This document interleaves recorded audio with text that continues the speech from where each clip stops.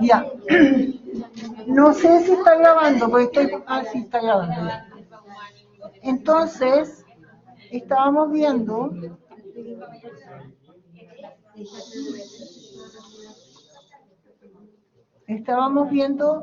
cómo se desplazan los gases respiratorios y veíamos que la mayor parte del oxígeno se desplaza asociado a la hemoglobina. Y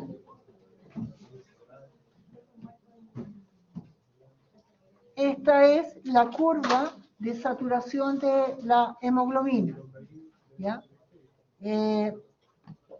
Cuando nosotros estudiamos cómo se asocia el oxígeno a la hemoglobina, encontramos que se va a generar esta curva porque cuando la hemoglobina tiene 4 sitios de unión, cuando se une al primer sitio, eso hace que la molécula de hemoglobina sea más susceptible a asociarse en los otros sitios con el oxígeno. Entonces, por eso es que da esta curva y que recibe el nombre de curva de saturación. Sí, en biología lo vimos.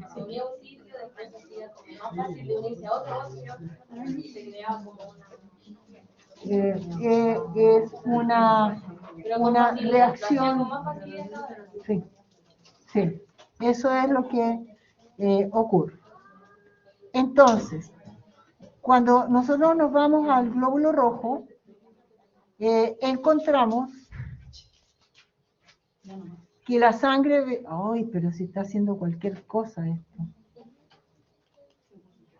Ahora se me va a ir para el otro. La sangre venosa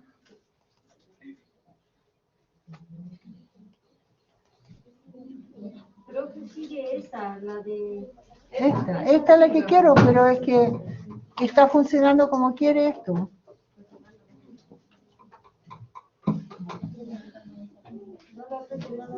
Ya.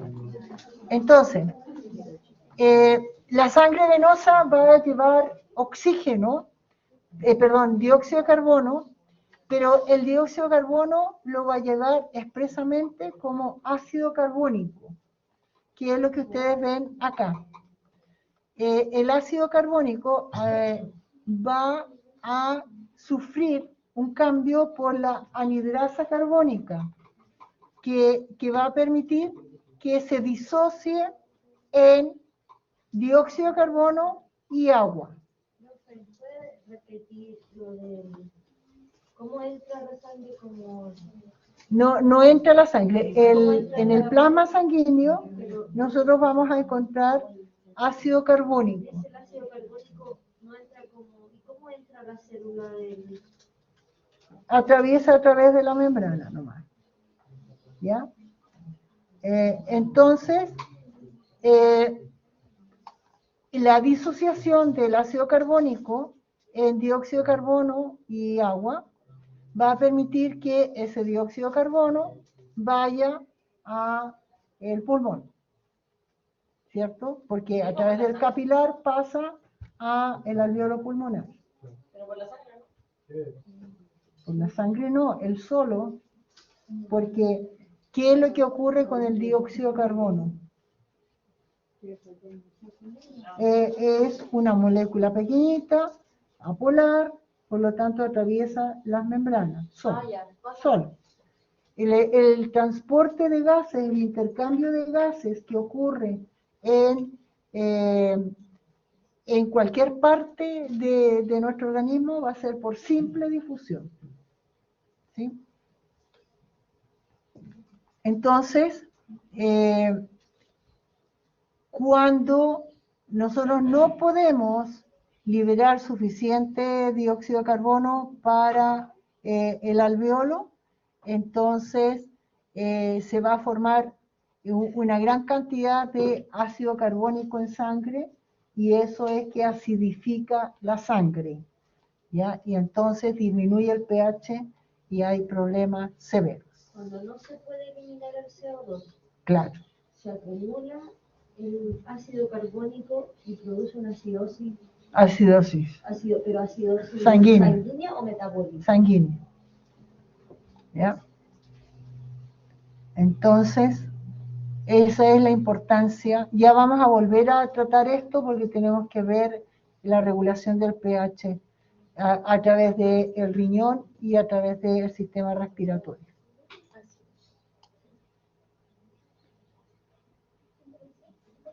Y mañana, ya. Cuando nosotros tenemos anemia, podemos tener anemia por falta de glóbulos rojos o por falta de fierro, ¿no? Y entonces hay diferentes tipos de anemia y nosotros tenemos que superarlas de alguna forma, ¿ya? Y aquí tenemos ejemplos de cuáles son las causas de anemia. Por ejemplo, pérdida de eritrocitos, y eso está dado porque se está formando un eritrocito anómalo, el cual tiene que ser eliminado del organismo. Las anemias hemolíticas, que vemos que los eritrocitos son destruidos antes de cumplir los 120 días de vida, ¿ya?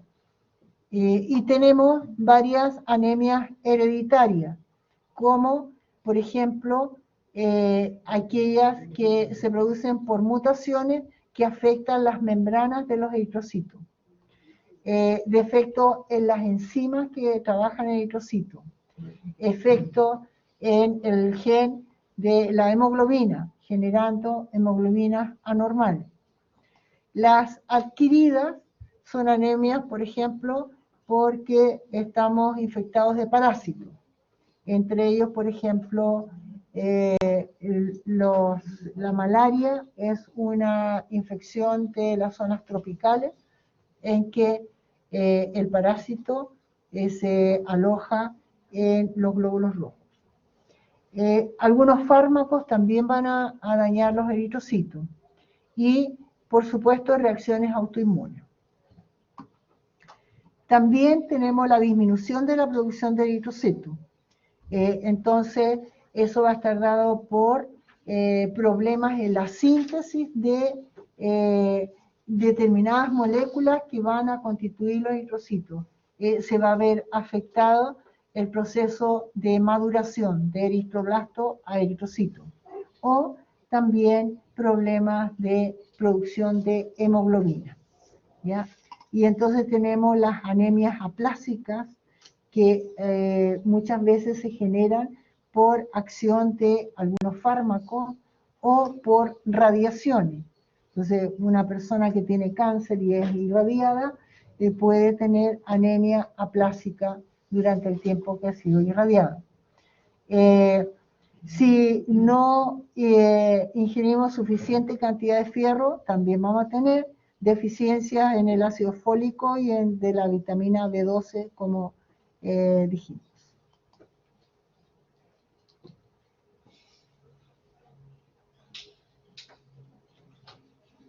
Ya. Las plaquetas no son células, insisto en ello, son parte de los megacariocitos y tienen una vida media de alrededor de 10 días.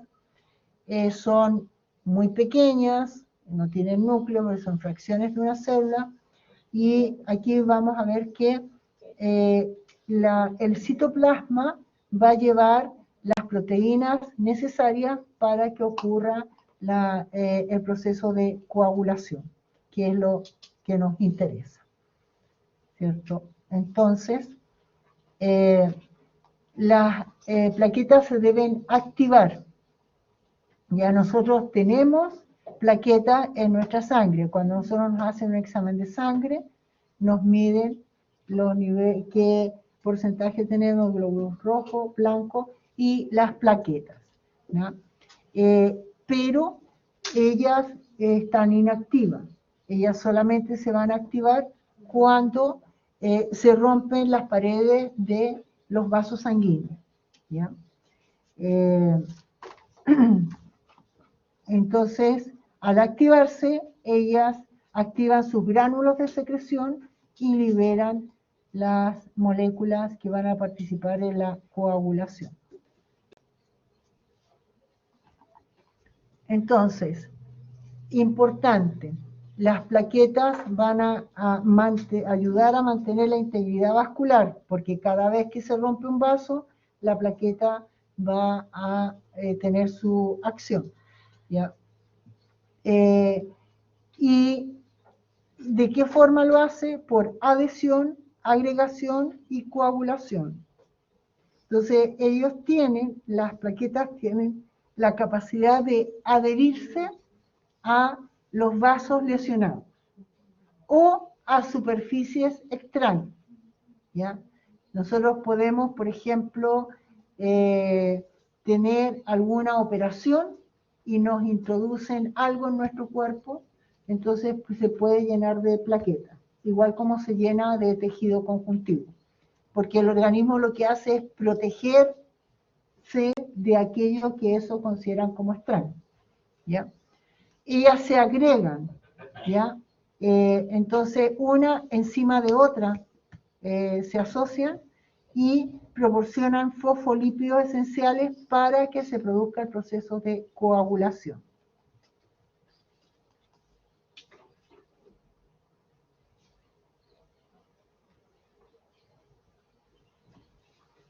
Ya. Entonces, ¿en qué consiste el proceso de coagulación? Hablamos de hemostasia. Estamos deteniendo la sangre, ¿ya? Entonces, la sangre se mantiene dentro de los vasos sanguíneos lesionados y entonces aquí el trabajo de las plaquetas es fundamental. ¿Qué es lo que ocurre en la hemostasia? Lo primero que ocurre es vasoconstricción, porque mientras más contraído está el vaso, más difícil es que salga la sangre. Formación de un tapón plaquetario para bloquear temporalmente la ruptura. Y formación del coágulo para sellar el orificio y que se repare el daño, ¿ya? Entonces, esos son los procesos para evitar la salida de sangre. ¿Cómo se forma el tapón plaquetario?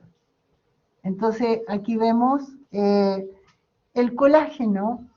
Es una proteína que está en gran proporción en todo nuestro cuerpo y entonces están en las matrices extracelulares. Entonces, cuando hay ruptura de un vaso, se rompen las matrices extracelulares y queda el colágeno expuesto. Y este se va a unir a las plaquetas, ¿ya? Y debido al proceso de ruptura, entonces se activan, ¿no?, los gránulos de las plaquetas generando los factores plaquetarios. Y estos lo que hacen es facilitar la contracción de los vasos sanguíneos, ¿no?, y activar al acercamiento de más plaquetas. ¿Quiénes hacen eso? ¿Perdón? ¿Los factores plaquetarios? Los factores plaquetarios son los que van a inducir a la vasoconstricción y al reclutamiento de más plaquetas para formar el tapón plaquetario.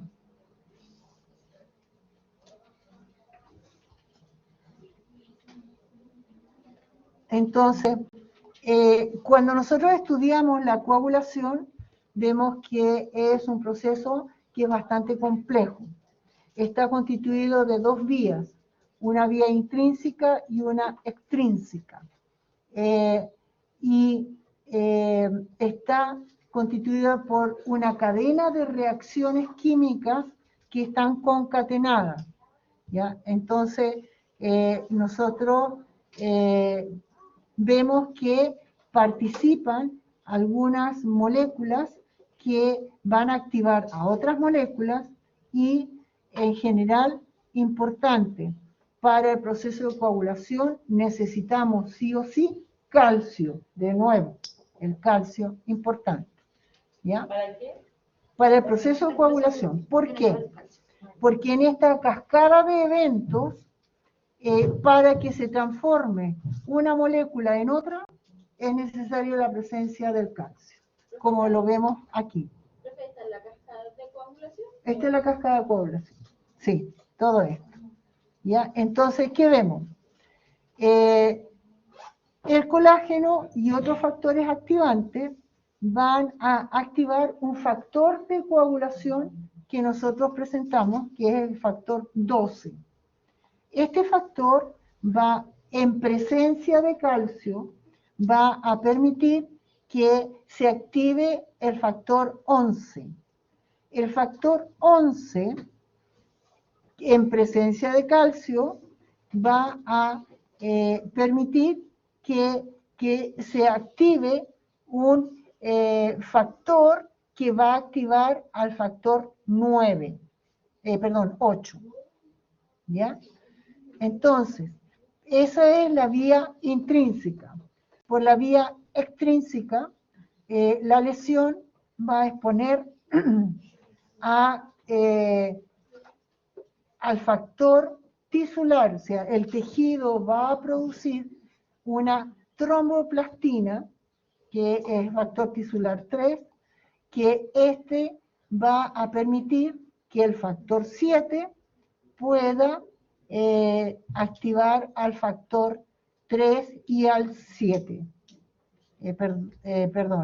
El factor 3 y se asocia con el 7 para activar al precursor del 8. El 8 más el calcio activan al factor 10. Y el factor 10 juega un papel muy importante en transformar la protrombina en presencia de calcio en trombina.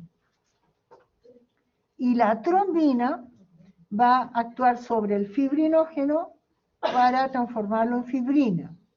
Y a la vez actúa sobre el factor 13, lo activa en presencia de calcio y la fibrina se transforma, ¿no?, en la fibrina activa, la que va a constituir el coágulo sanguíneo. Entonces vemos que hay dos caminos y en esos caminos hay factores de coagulación. ¿Qué es lo que ocurre cuando una persona es hemofílica? Falta algún factor de coagulación, generalmente el factor 10. Y vean ustedes qué hace el factor 10. Es el último que está en la cascada. ¿Ya? Entonces, ¿qué es lo que hay que hacer con una persona que es hemofílica? Esa persona tiene que cuidarse mucho. Si tiene un golpe, tiene que ir inmediatamente a un centro asistencial para que le inyecten el factor, porque si no, muere desangrado, ¿no? A ese nivel. ¿Ya? ¿Sí?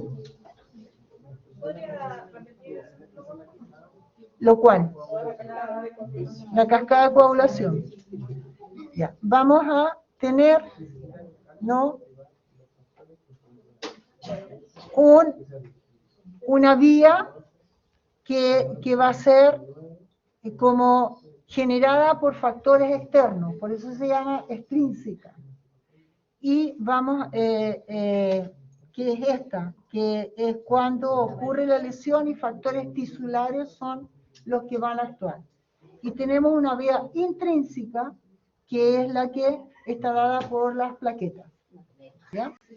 Entonces, el colágeno que ha actuado sobre las plaquetas y las ha activado va a permitir, ¿no?, que factores de coagulación que están inactivos porque no hay ruptura del vaso, ahora se van a activar porque las plaquetas han detectado la ruptura del vaso. ¿Ya? Y entonces el factor 7 se activa por estos elementos que liberan las plaquetas. Y este factor, perdón, 7 dije, 12. El factor 12 va, el factor, aquí está, el 12.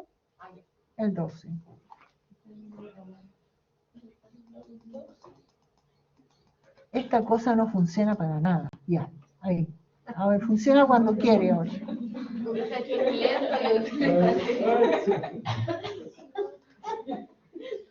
hagas tanto, profe, si el computador responde, pero lento.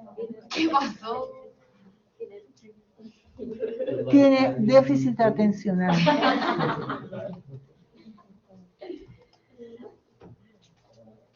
Ya, pues.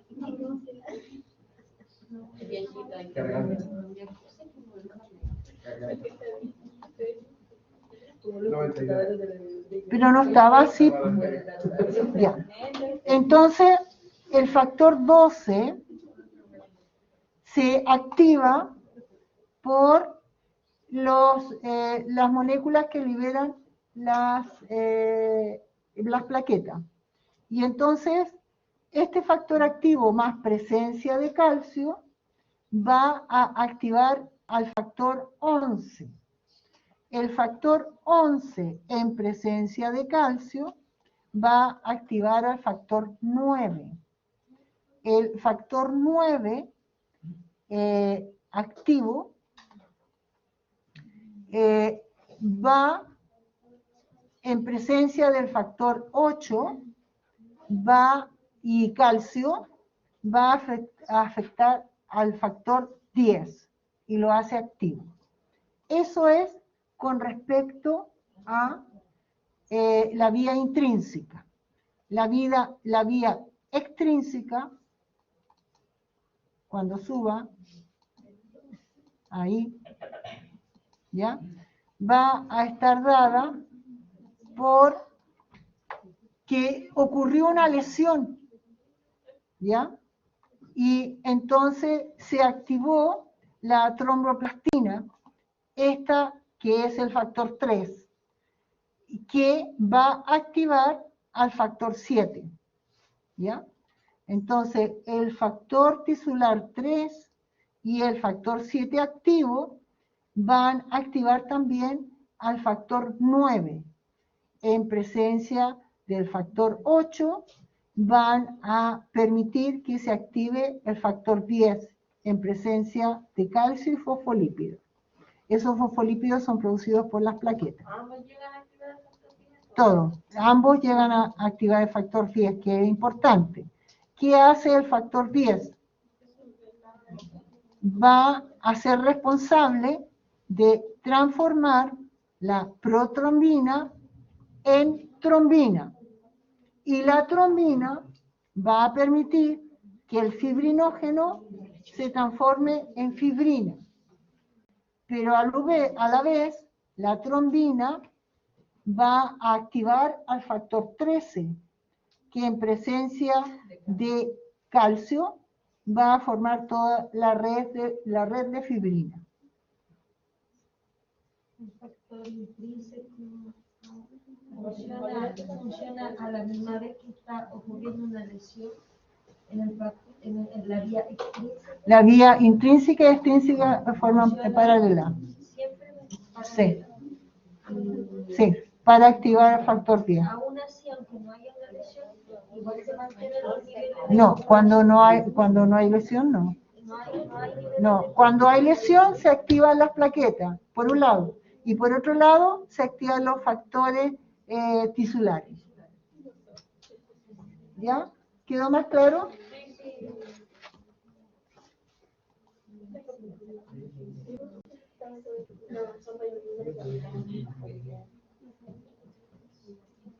Ya, entonces, una vez que ha ocurrido la reparación del daño, el coágulo no puede permanecer ahí, es peligroso.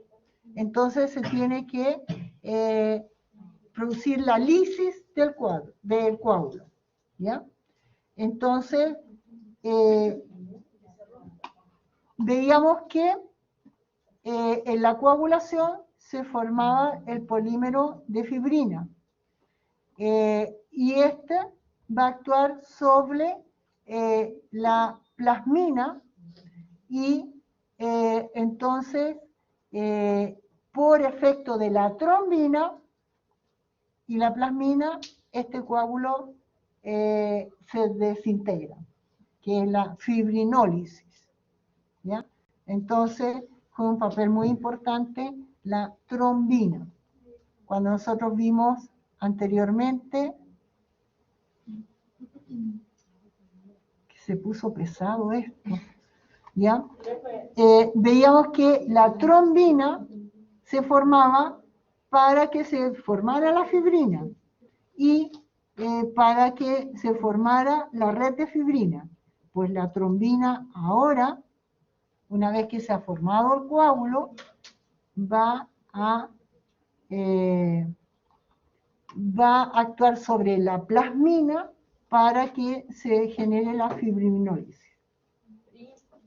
¿Cómo? Fibrinólisis, ruptura Como la ruptura del coágulo. Sí. Y la ruptura de la fibrina se hace a través de la trombina. Ya, parece que La trombina actúa sobre la plasmina y la plasmina es la que realmente realiza la ruptura del coágulo.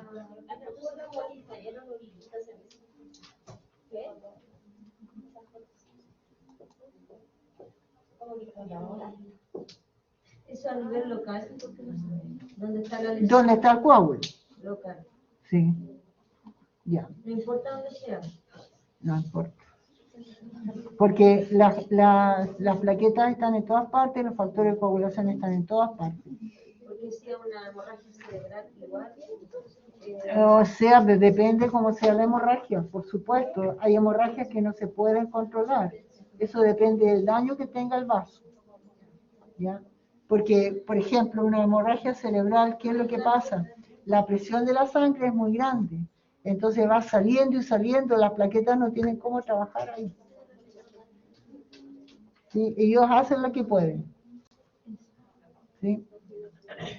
Ya, entonces, vamos a ver aquí la hemostasia en dibujo. ¿Ya? Tenemos hay una lesión vascular. De 3 a 5 minutos comienza la hemostasia primaria, que es el cese provisional del sangrado. ¿Ya? Entonces hay vasoconstricción, adhesión y agregación plaquetaria y formación del tapón plaquetario. Entonces el tapón plaquetario va a ocurrir hasta los 5 minutos. Entonces cuando nosotros nos hacemos una herida, ¿qué es lo que pasa? Sale sangre y al ratito deja de salir sangre porque se formó el tapón plaquetario. El tapón nomás. ¿Ya? Después de 10 minutos, 5 o 10 minutos, entonces ahí entra el proceso de coagulación. Y ahí se forma el coágulo, que es el cese definitivo del sangrado. Porque ustedes, si se dan cuenta, a veces nos hacemos una herida, deja de sangrar. Y por casualidad vemos nuevamente la herida y está sangrando de nuevo. ¿Sí? Y es porque la hemostasia primaria no fue suficiente, ¿ya? Pero al cabo de un rato ya dejó de sangrar. ¿Por qué? Porque se formó el coágulo, ¿ya? Y entonces hay polimerización de la fibrina y formación del coágulo. Posteriormente, ¿qué tenemos que hacer? De 48 a 72 horas.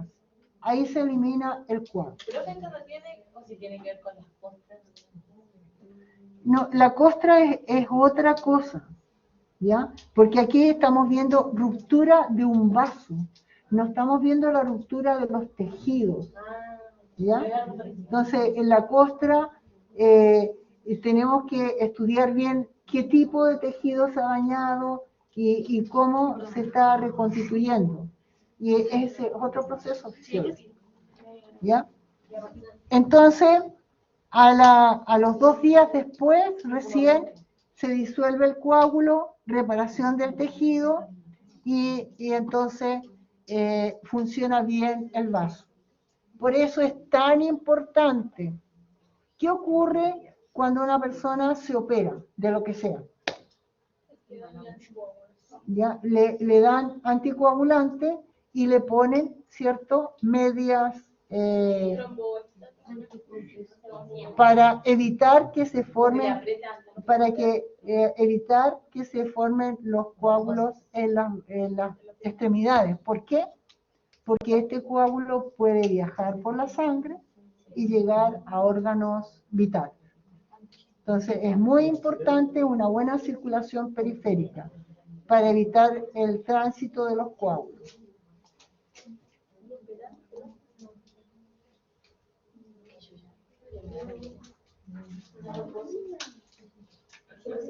Ya. Entonces, aquí tenemos la lesión endotelial, la vasoconstricción refleja, está dada por que nosotros, el colágeno activa las plaquetas generan adhesión y liberan serotonina, ¿ya? Y la serotonina es la que va a producir la vasoconstricción.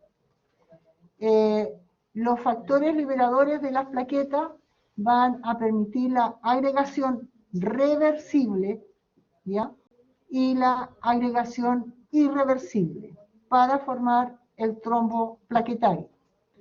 Por otro lado, las proteínas del plasma, por la acción del colágeno, van a generar la coagulación intrínseca y extrínseca que van a permitir la formación de trombina. La trombina va a participar en el proceso de agregación plaquetaria y la trombina va a permitir que el fibrinógeno se transforme en fibrina y forme el coágulo. Y posteriormente, una vez que ha pasado el tiempo, se genera la fibrinólisis. Eso es con respecto a la sangre. En la prueba va a entrar hasta la clase anterior a sangre. Sangre va a entrar en la tercera prueba. Corazón. Sí, corazón. Sistema cardiovascular en esta prueba. ¿Ya? En el control de mañana no entra cardiovascular, porque ustedes están recién viendo la materia. Entonces, ¿entra desde qué clase? De dolor. ¿De dolor? Dolor, sistema autónomo. Dolor, sistema endocrino 1, sistema endocrino 2 y sistema cardiovascular. Sí. Sí. Entonces, ¿no está qué? ¿Entran sentidos? ¿Tejido? No, sentidos. Los sentidos ya los vimos, ¿no? Sí, dolor. Empezamos desde dolor. ¿Es olvidado? Sí, ¿verdad? Me confundí. No he evaluado sentido. En la clase Ya, no se preocupen que yo voy a revisar la prueba de nuevo. Así que...